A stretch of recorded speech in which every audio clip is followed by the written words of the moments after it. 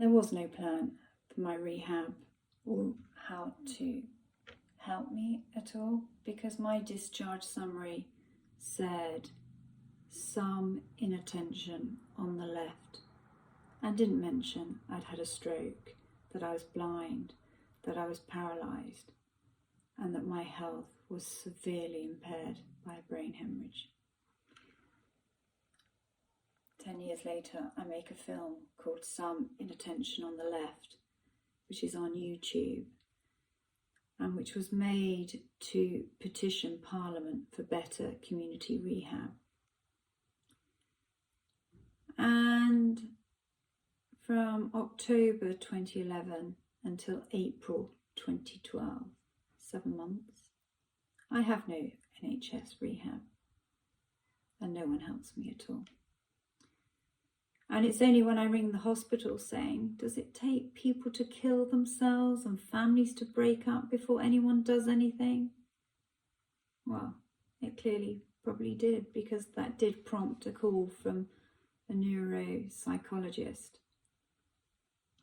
And I started to see her, and she was a wonderful lady. And then I get my first multidisciplinary team meeting, which happens in the end of May 2012. But there is no agenda, there is no plan, and it takes the blind, brain damaged person to sort that out. And as a consequence of that, I am sent off to rehab.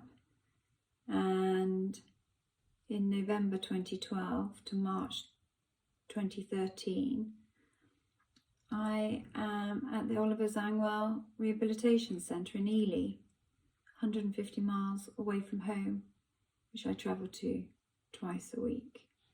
And when I finish rehab at Oliver Zangwell, I come home and there is nothing.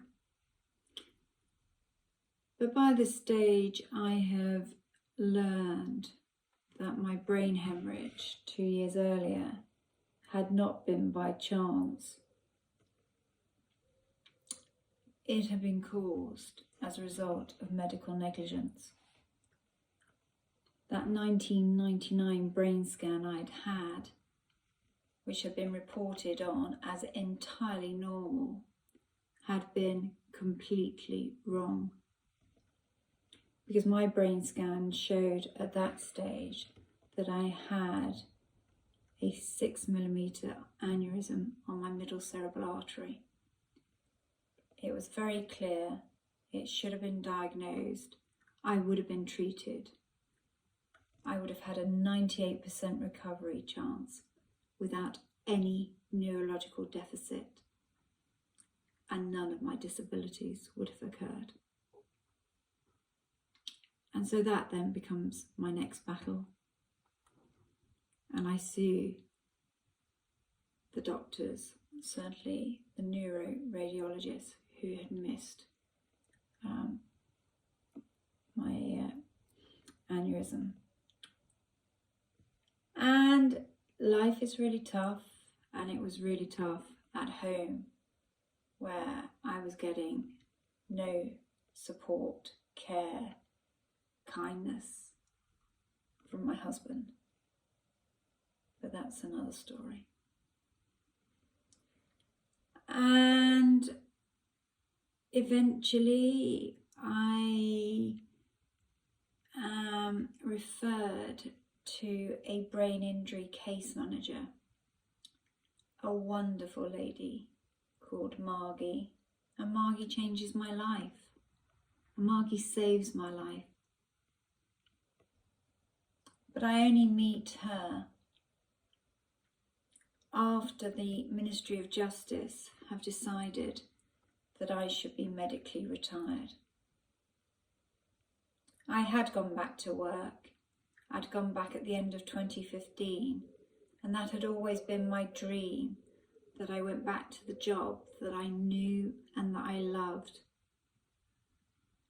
But for 15 months, I went in day after day after day, and none of the reasonable adjustments that the Department for Work and Pensions had recommended I needed as a blind disabled judge were put in place.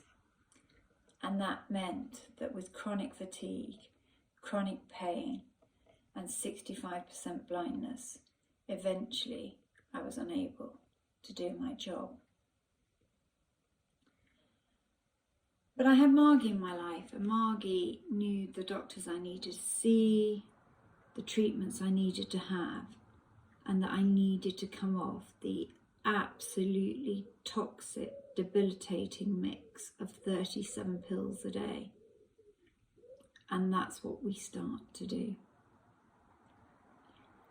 And I have got some of my life back. I've lost so much. But I've learned to paint, and I keep fit with my exercise, and I still have a core group of very good friends. And then in 2019, my marriage finally breaks down.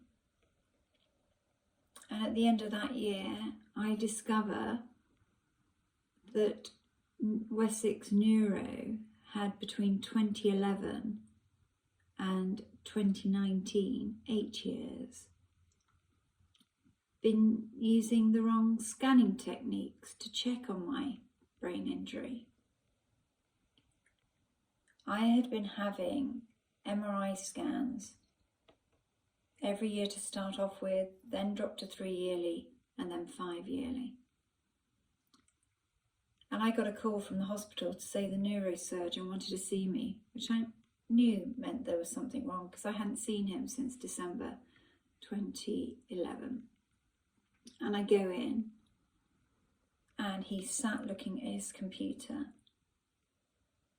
and he says, yes, you've got another aneurysm and it's on the left, but we know it's stable because we can see it's on brain scans going back to 2011, but it's just been missed. Telling someone that an aneurysm has just been missed when she nearly died of a missed aneurysm 8 years earlier was simply not good enough. And at that point, I asked for a referral to the National Hospital for Neurosurgery.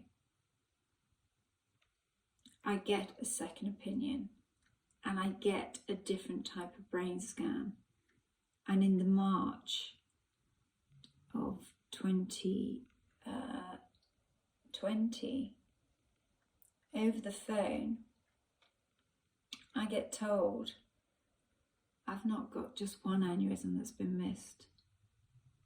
There are 2, one on the left and one on the right. And the one on the right has been missed because Southampton have been using an MRI scanner to scan my brain. But because I have metal clips in my brain, every radiographer should know that metal clips will create something called clip artifact because of the magnets and the shadows that's created. And so as we start lockdown, I learned that I haven't got just one, but I've got 2 aneurysms. But the hope is they've been there a long time. They've just been missed. They'll be fine. And the plan is we'll scan them every year.